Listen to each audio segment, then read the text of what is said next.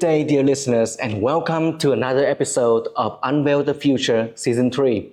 I'm your host, Tiến Thành, Marketing and Communication Specialist at the Nguyen Future Foundations, and I'm thrilled to guide you through today's inspiring conversations. Right now, I have the honor of sitting down right here at the AI4Life Research Center, one of the pillars in the AI development strategy of Hanoi University of Science and Technology.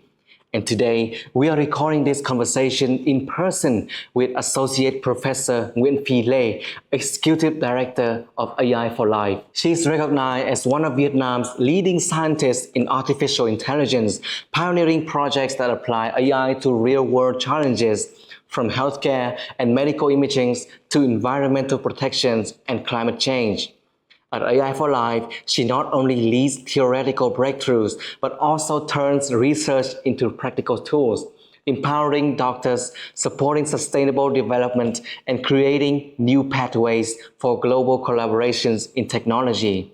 Good evening, Professor Nguyen. Thank you so much for having us in this beautiful office. How are you feeling today? Thank you very much for coming and giving me opportunity to share my story with audience. Once again, Professor Nguyen, thank you so much for having us today. Let's start from the very beginning. What first inspired you to pursue science, and why did you choose the field of AI in particular?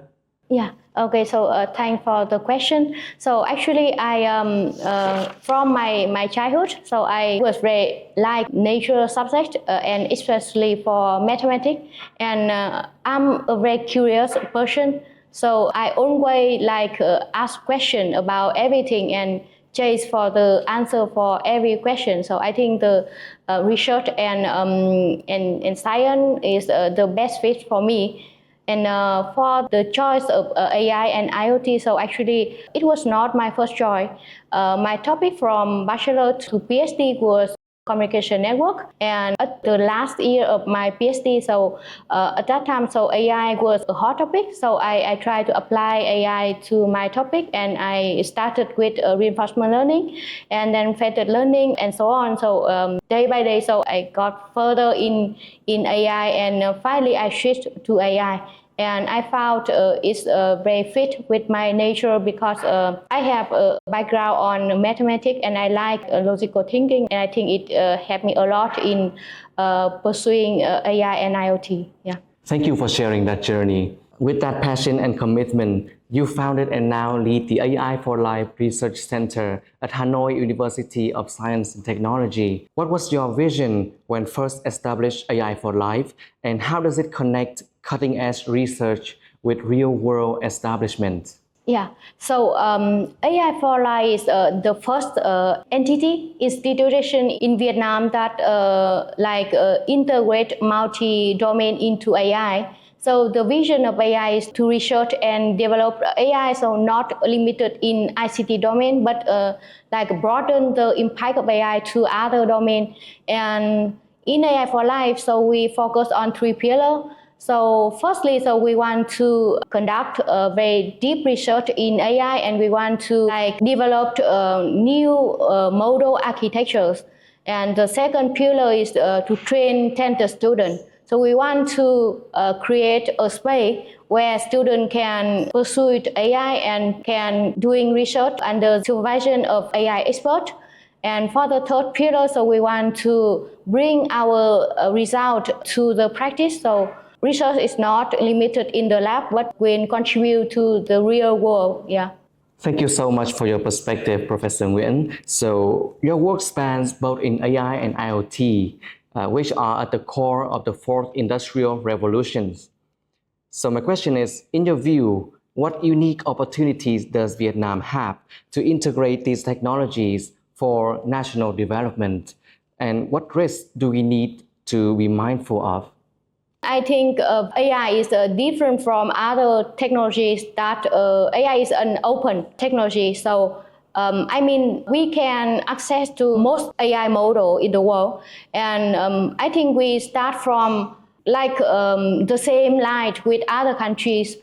We have a big opportunity, and especially so I think Vietnamese students, they have talent in nature subject, and especially for mathematics and IT. So that is the strength of Vietnam in developing AI. But so what is the risk when we develop AI and use AI? So I think there are many problems, but one of my concern is how to use AI safety.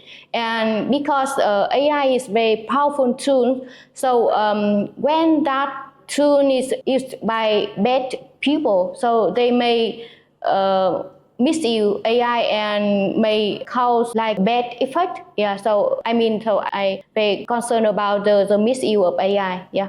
Thank you for sharing your perspective.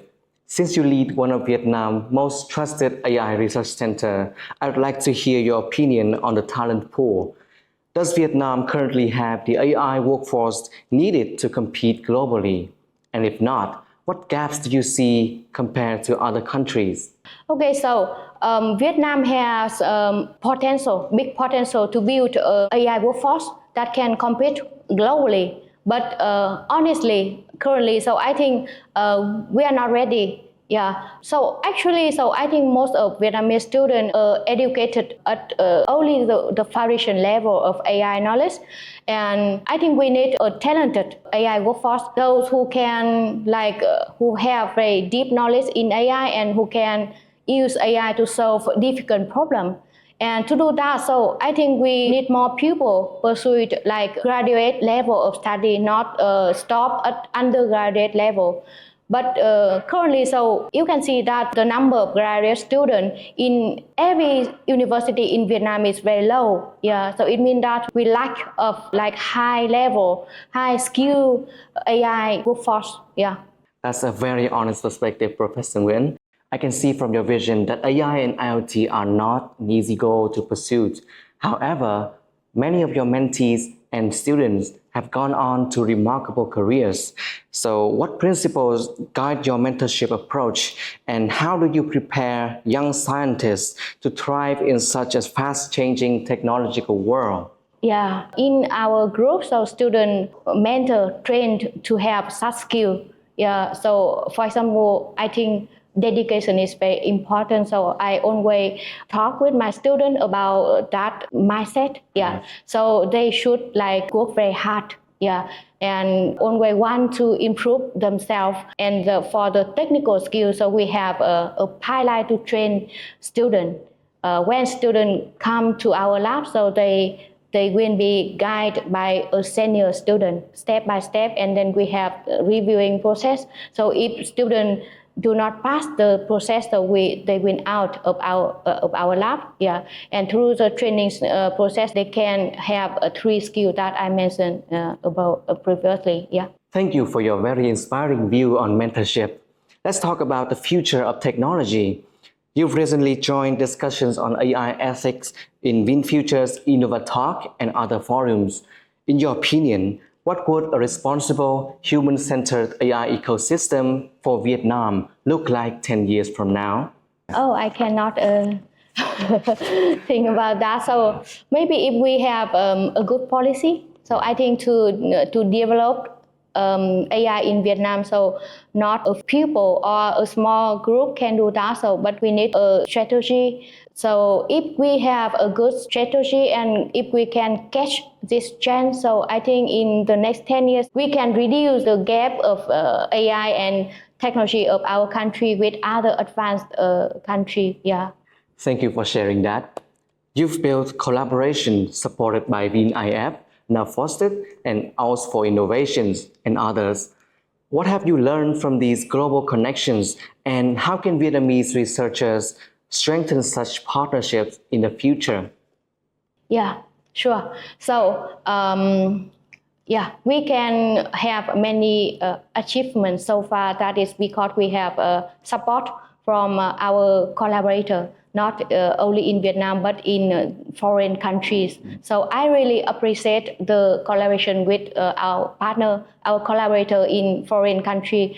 And yeah, that connection come from my private network and also come from fund like WinIF or Win Future or Out for Innovation, and so we really appreciate that. And I want to say that so if we just limit our research in our country, so it's very difficult for us to catch up with the other country, So I think the connection with collaborator outside of our country is very important, and especially the connection with AI expert, in other countries.